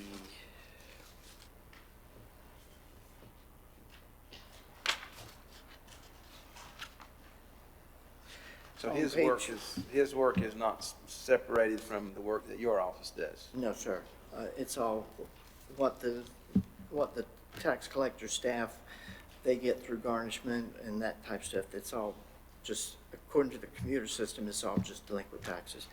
And that's all under Section 1, under that delinquent taxes from 1996 to 2020. Okay, we haven't heard from them lately. Could we get an update kind of on how they're doing sometime in the future? Well, the foreclosure, you're talking about the foreclosure property? I'm talking about the folks that work for us out of Asheville. Yeah, the law firm. They are still working, and I actually, on that, I forgot the name of the subdivision down there on the county line. Mm-hmm. I got a call just last week from somebody looking to purchase that and turn all those lots and turn it into something pretty, he said. So I said, well, I hope you're successful, and I look forward to sending you a tax bill. So that would be the Bondview properties. That was the biggest debt that we had, was the Bondview and He was talking about all of it. It was something like 600 lots or something. Okay. So he's talking about every delinquent property in Pine Mountain Lakes. He was talking about everything, the convention center and the golf course, everything. Okay. I'd say welcome to Burke County then. That would be awesome. And I told him, I said, anything I can help you do, just let me know, because it will help the county. And as Commissioner Britton said, maybe next time you could address where we stand on delinquent taxes and penalties from an update from that law firm specifically. Let us know the progress we've made. I'll be glad to do that. Any other questions or comments, gentlemen? If not, what's the pleasure of the board? Thank you, John. Mr. Chairman, I move to accept the tax collection settlement report for 21-22 as presented. Thank you, Commissioner Carswell. All those in favor signify with uplifted hand. Madam Clerk, that is 5-0. We'll move on to item number 3, health request for approval of out-of-state travel presented by Danny Scalise, local health director. Danny, how are you, sir? I'm well, thank you, Mr. Chairman. Good evening, gentlemen. So we have 3 travel requests that are here. 2 are for me and 1 is for one of the nurses. I'd like to talk about the nurse first. It's the National Harm Reduction Conference. Ashley Jarrett is the nurse, and she is our lead communicable disease nurse. She's the one that handles COVID-19, HIV, hepatitis C, monkeypox, or anything else that you don't want to experience. This is an educational experience for her that she hasn't been able to go to in the past. They didn't go to a lot of conferences outside of the state. In fact, they went to very few inside the state. But I want our folks to learn a little more and to network with their colleagues across the country. I've been invited to speak at that conference, which is the other one that was there. I don't believe I'll spend the money that I've asked for on the request. My expenses, my flight, and my hotel have been paid for by an outside group. And the other one is my trip later in the year to the American Public Health Association, where I'm one of the leaders of that group in Boston, Massachusetts. All right. Gentlemen, questions, comments? Mr. Chairman, I do not know, but I guess, JR, do we have a policy concerning out-of-state travel? And what does that policy say? Just that it takes commissioner approval is all that I'm aware of. Yes. Commissioner approval. Does, usually when you go for a speaker like that, they pay you to be there, or is that the case with this? In this event where I'm going to be the speaker, Commissioner, yes, someone is paying for my flight and for my hotel room. It's being comped to me as a speaker. quite a compliment to be asked to be guest speaker and get Absolutely. not only out-of-state travel, much less in-state. We've been, hampered where we couldn't have, our folks could represent us statewide, but we've obviously now got, Commissioner Carswell has represented us nationwide, and so, this is an opportunity. We're gonna take a look at that travel procedure because it's antiquated at best. So, it is an ultimate compliment to the board to have folks that like Danny and other staff members that get these opportunities, and we don't want to stand in that way, in my opinion.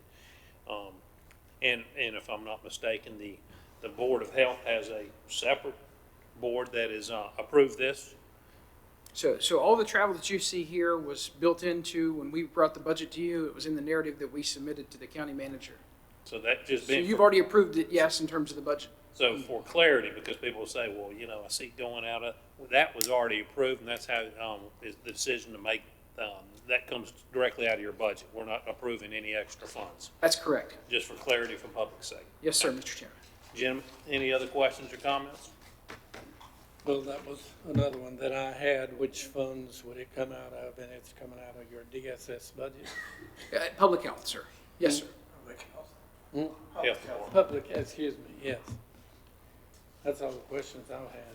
All right, what's the pleasure of the board? We definitely need to approve the out-of-state travel request for the health director and the public health nurse too, as presented. Okay.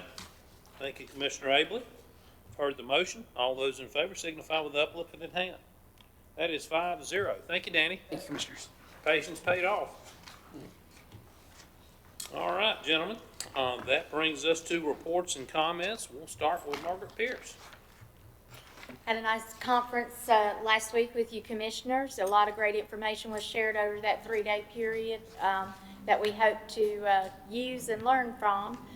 We are well into audit season and working hard on that, and our auditors will be here starting September 6th to go through the county's books and reports and have that for you hopefully no later than early December. Fantastic. JR? Thank you, Mr. Chairman. Since the last meeting of the Commissioners on July 19th, I have completed the Meritor Heavy Vehicle Systems LLC local grant agreement that was known as Project Bravo. In the process of finishing up the Equinus local government grant agreement, we've successfully negotiated, we believe, an amendment to the restrictive covenants on property that the county was interested in purchasing, and think that sale may be able to go through now. I have reviewed the proposed Uniform First Responders Agreement. I've reviewed the contract and correspondence on our 911 platform. I've received referral concerning 2 commercial businesses in residential zoning areas, and I'm preparing to file suit against both of those. I'm involved now in title searches on certain of the PARTIF properties that the county will be acquiring for trail use.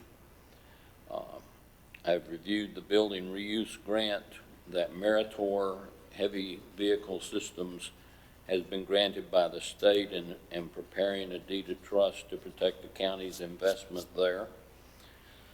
I've drafted an amendment to the Patent Cleaning Company contract for the Animal Services building. Researching criminal background checks for volunteer fire department new applicants, and have responded to Human Resources concerning their response and inaction, and concerning an issue of accrued vacation pay on employee termination.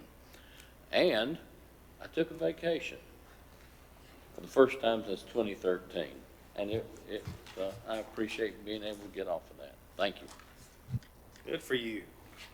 Well deserved. Madam Clerk? Thank you, Mr. Chairman. Just wanted to remind folks to spay or neuter their pets, to pick up trash if you're able, and to cover your loads on the way to the landfill. Couldn't say it better. Absolutely. Brian? Thank you, Mr. Chairman. Gentlemen, I received an email today from Pete Mentor, and his email tells me that Bradley Kirkley was awarded the Zoning Official of the Year award by the North Carolina Association of Zoning Officials at today's NCAZO Awards luncheon. Wow.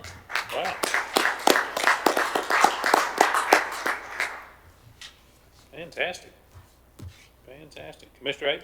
I'll comment. Commissioner Taylor? Yes, sir, this might take a little time, Mr. Chairman. I promised to do a couple of things from the NCACC annual meeting. But anyhow, in addition to the regular meetings, Scott and I attended the ribbon cutting for the Buster Ribbon Cutting at Hildebrand Town Hall. Attended the annual meeting of August 11th through the 13th of the NCACC meeting. One of the sessions I went to was veterans. Madam Clerk, this is what they requested that we do. They have picked a statewide promo, Shining Light for Veterans and Services. They say that all counties have signed up to participate, but the reason we need to share this information with you is that the green lights, I understand the Veteran Association has ordered enough for every county. There is a fee to buy those green lights. They request that we participate by those lights being on government buildings, businesses, homes, or anywhere else that would support the veterans. The event is November the 7th through the 13th, and they need this on your our September agenda. That'd be up to the board for approval, because it'll take time for the veterans to get all the information, to get the lights ordered and get them distributed before the actual event. And I have a little bit of information on that, but they said the veterans, by the end of the month, the Veterans Association and county offices would have this information and some of the lights by the end of this month, so they can begin their work. Special meeting, I promised that I would talk to an attorney, and I did. And special meetings cannot be combined with other meetings. The definitive of the special meetings are that you hold the meeting other than your regular meeting place, and that means at somebody's office, at somebody's business, kind of like we would have a Burke County Commissioners and a Morganton Council meeting at a neutral or a location of whatever the event's going on at that time. This is, well, I'll not say that. Anyhow, special meetings are only allowed, or should be only allowed, when it's held at a different location, and I think you have to have it posted not 2 days, but at least 5 days, but I'm not sure about that, Madam Clerk. At our last meeting, I called point of order when the chairman broke the rules and allowed people to speak that did not follow the rules. Here is the attorney's response. Oh, no, not the chairman. His actions forfeits the right to call another board member out of order. He also opens the door for every guest in your meeting a time to speak. He says your rules do not apply. Why? He stated a friend came by and he wanted to let him speak. Means it was probably set up in advance, which is a triple no-no. If I pulled up the rules of the county that you approved and sworn affidavit to those rules, nowhere in either document does it say that the chairman is exempt of the rules and does not have to follow them. Would that be a true statement, gentlemen? Do we exempt chairman or vice chairman or any one of us from breaking the rules? So we exempt from breaking the rules. To some people, that's a little thing. To me, that's a big thing. It affects the entire board when these things happen. The fifth item that I wanted to discuss with you, and I have a point at the end of it. I have 2 points, really. Some of you know, some of you don't know that clutch came out of my big farm tractor, which means I can't make hay, I can't do anything because my tractor is down. That's a 115 horsepower tractor. It weighs about 14,000 pounds. The transmission on that tractor has 4 clutch pods, and that's to work the power shift. And it has the main clutch, which is about 15 inches and probably weighs 150 pounds. The point to telling you and informing you of this stuff, I tried to get mechanics for 6 weeks to fix my tractor.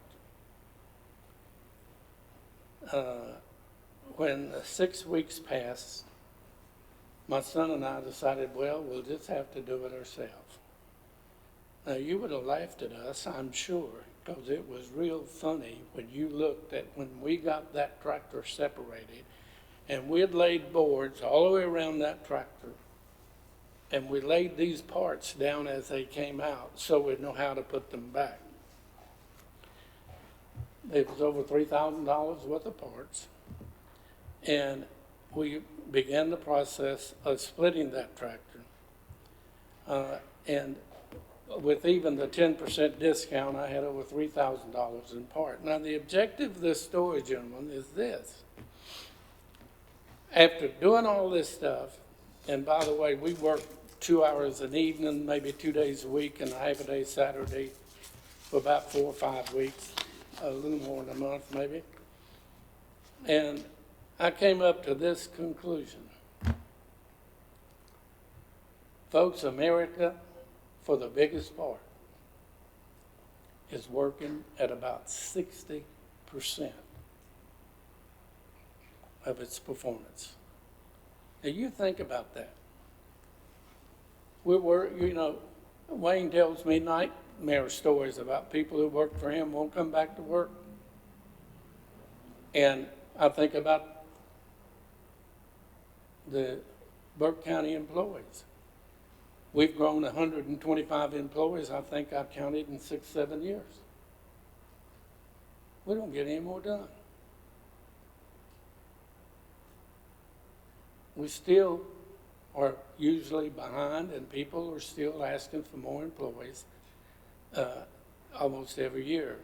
Our budget has been increasing at $5 million a year for the last several years. Anywhere from $4 to $5 million. And it is adding up to be a lot of money.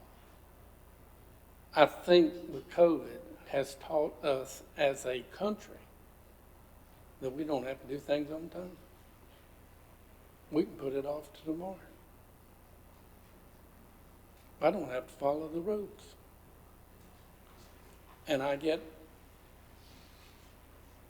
quite a few comments from workers. I got 2 calls today from our employees of things going on that whoever's the manager of that person should not be allowed to do.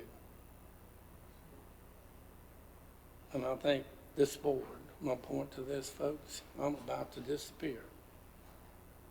And I think this board ought to have a meeting, and then we ought to revisit some of the things that we've done that have cost a lot of money, and are we really getting the dollar's worth for those investments?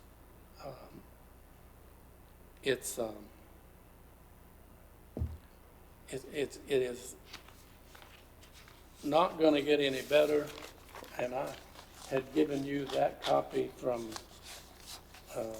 the North Carolina's workbook, that, 3-day event. What gets done is what gets measured. And are we measuring the results of what work is getting done? End of story. Thank you, sir. Commissioner Britton? No comment, sir. Mr. Carswell? No comments.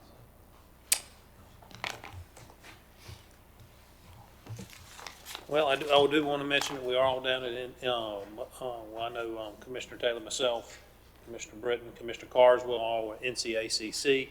Mr. Carswell and I were down there from last Wednesday through Sunday. He is now the president-elect of the whole association. He didn't say anything, but now he is, that means this time next year he will be president. So congratulations on that. I do want to say that Commissioner Taylor mentioned all the classes. They keep you very busy down there. Go to conference. It is a full day, every day for 4 days. And one of those days, our friend, Commissioner Frank Williams, he's the current, or was the current president of the NCACC from Brunswick County. His initiative, the presidential initiative this year was 100 counties prepared, managing, responding, and recovering for disasters. So that was a full day class. I was a member of that class, where that was the first class offered, and that is going to be a initiative that we'll carry forward. So that was a lot of fun, a lot of interesting information. So got a lot out of that. As far as other information, I do want to say happy early birthday to our county manager, Brian. He has a birthday on Friday. I won't tell you how old he is. He shares it with my wife, Laura. So happy birthday to them both. A few courtesy reminders. County offices will be closed on September 5th for Labor Day. Upcoming meeting dates, September 6th, pre-agenda, and September 20th, regular meeting. And this will get us to vacancy reports. Madam Clerk. Thank you, Mr. Chairman, members of the board, ladies and gentlemen of the audience. We have the following opportunities for citizens to be involved in county boards and committees: the Adult Care and Nursing Home Community Advisory Committees, City of Morganton Board of Adjustment and Planning Board for the ETJs, Burke Senior Center Advisory Council, Child Protection and Child Fatality Prevention Team, East Burke Senior Center Advisory Board, Burke County Board of Adjustment, Council on Aging, Burke County Board of Health, and Partners Consumer and Family Advisory Committee for the Traumatic Brain Injury seat.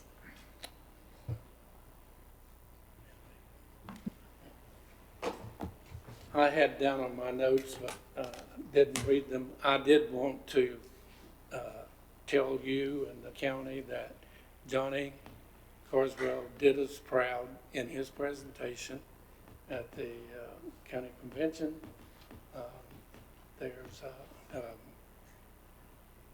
There was quite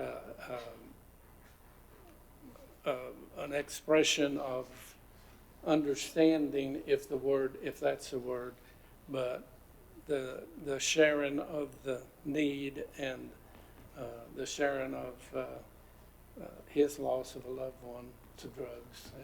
He just did a fantastic job with that. So he made you proud. That's what I wanted to tell you. Thank you. Madam Clerk. Thank you, Commissioner Taylor.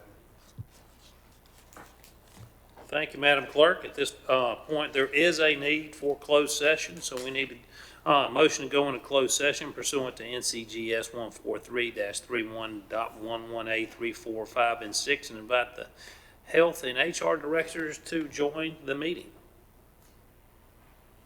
Do we have that motion? Thank you, Commissioner Britton. All those in favor? Aye. Signify.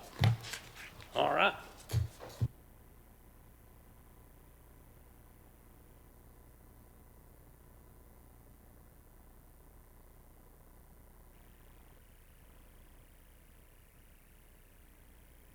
Gentlemen, we had a proper motion to come out of closed session. Now we return to open session. Gentlemen, what's the pleasure of the board? Mr. Chairman, I'd like to make a motion to approve the starting salary of a public health nursing director 1 position at 60% of the pay range for grade 30. Thank you, Commissioner Carswell. All those in favor signify with uplifted hand. That is 5-0, Madam Clerk. Gentlemen? Mr. Chairman, I'd like to move that the Burke County Board of Commissioners utilize the service of the North Carolina Association of County Commissioners to assist us in the hiring process for our next county manager. Thank you, Commissioner Britton. All those in favor signify with the uplifted hand. That is 5-0, Madam Clerk. And at this point, all business has been done, so do we have a motion to adjourn? Thank you, Commissioner Taylor.